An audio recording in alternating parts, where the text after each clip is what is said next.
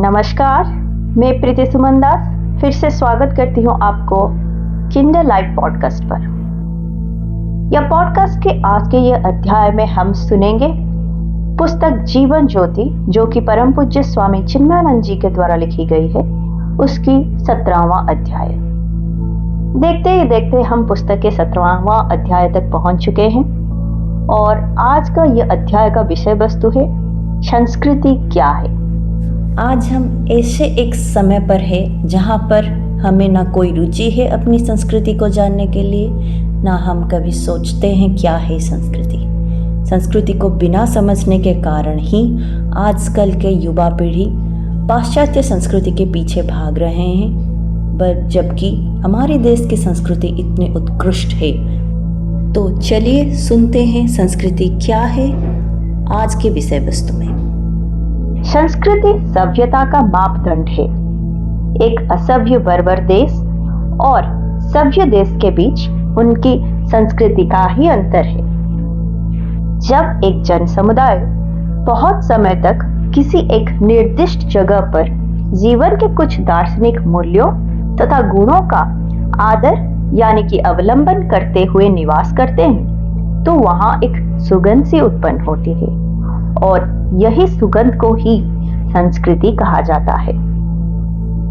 एक भौगोलिक क्षेत्र की संस्कृति उसी प्रकार की होती है जिस प्रकार के मूल्यों का वहां के रहने वाले लोग अनुसरण करते हैं। प्रथम 3 प्रकार तो विभिन्न देशों में एक प्रकार होते हैं, जैसे कि हर मनुष्य में सिर, धड़ और बाकी सारे अंग एक तरह के होते हैं, परंतु उनका आकार, वजन, वर्ण और बनावट एक दूसरे से अलग होते हैं। अर्थात भिन्न भिन्न संस्कृति का उत्पत्ति लोगों के द्वारा स्वीकार किए गए जीवन के मूल्यों और गुणों से ही होते हैं।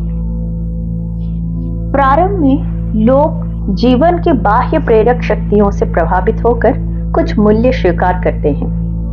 अतः सभ्यता के प्रथम चरण में भौगोलिक तथा जलवायु की दशाओं और वातावरण ने जीवन के मूल्यों को निर्धारित करने में लोगों को अत्यधिक प्रभावित किया। एक बार इस प्रकार मूल्य निर्धारित हो जाने पर एक संस्कृति बन जाती है। फिर इस प्रकार उद्भूत संस्कृति पर बाह्य पर्यावरण का प्रभाव बहुत कम पड़ता है। पश्चिमी देशों में कठोर जलवायु और सतत हिमपात के कारण भूमि उबड़-खाबड़ और बंजर हो गई थी। फलस्वरूप वहां के लोग भी कठोर स्वभाव के हो गए। उन्हें आत्मरक्षा के लिए प्रतिकूल प्रकृति से संघर्ष करने और उससे कुछ न कुछ उपज प्राप्त करने के लिए सक्षम बनना पड़ा। अतः पश्चिम में प्रकृति पर विजय प्राप्त करना लोगों के चरित्र का मुख्य अंग बन गया। इसके ठीक विपरीत पूर्व में भूमि से पर्याप्त उपज प्राप्त होती थी। थोड़े ही श्रम से फल, फूल और सब्जियां पर्याप्त मात्रा में मिल जाती थी। नदियों में पानी सदा बहा करता था और साल में लगभग 8 महीने बसंत ऋतु रहती थी। जीवन की ऐसी सरल अभिव्यक्ति में लोगों ने सर्वत्र प्रकृति का अनुकरण किया और उनका विकास हुआ। इस प्रकार इस देश में शांति, स्वस्ति और प्रेम का प्रसार करने वाली संस्कृति का उदय हुआ और पश्चिमी देशों में भौतिकवाद तथा विजय पाने की प्रवृत्ति उत्पन्न हुई। हम अपने दैनंदिन जीवनानुभव से समझते हैं कि हमारी संस्कृति के विकास में बाहरी घटनाओं और पर्यावरण का प्रभाव कैसे पड़ता है। किसी गंदी बस्ती के दूषित वातावरण में पैदा हुआ बच्चा लड़ाई झगड़े की प्रवृत्ति अर्जित कर लेता है, जबकि संपन्नता और सुरक्षा में जन्मा बच्चा परिमार्जित और संस्कृत रुचि का होता है। बस के लिए लगी पंक्ति में यह अंतर स्पष्ट देखा जा सकता है। पहला बड़ा बच्चा जब बड़ा होता है, वो धक्का मुक्का और बल प्रयोग करके बस में घुसना चाहेगा और दूसरा व्यक्ति धैर्यपूर्वक अपनी बारी की प्रतीक्षा करेगा।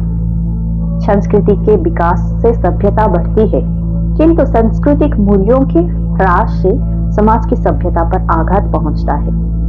मिस्र, यूनान और रोम के पतन में हम यही बात देखते हैं। इस देश के महान धर्मगुरु अपने निश्चल प्रयत्नों से समय समय पर दार्शनिक और धार्मिक मूल्यों को पुनर्जीवित करते रहे, जिससे यह देश खड़ा रह सका और हमारी संस्कृति नष्ट होने से बच गई।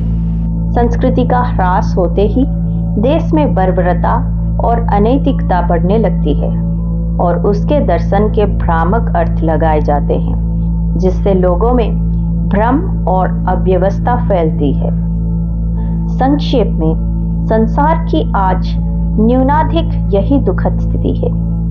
आजकल की सबसे बड़ी मांग जीवन के महान दार्शनिक और धार्मिक मूल्यों में पुनः प्राण प्रतिष्ठा कर संस्कृति को विनष्ट होने से बचाना है।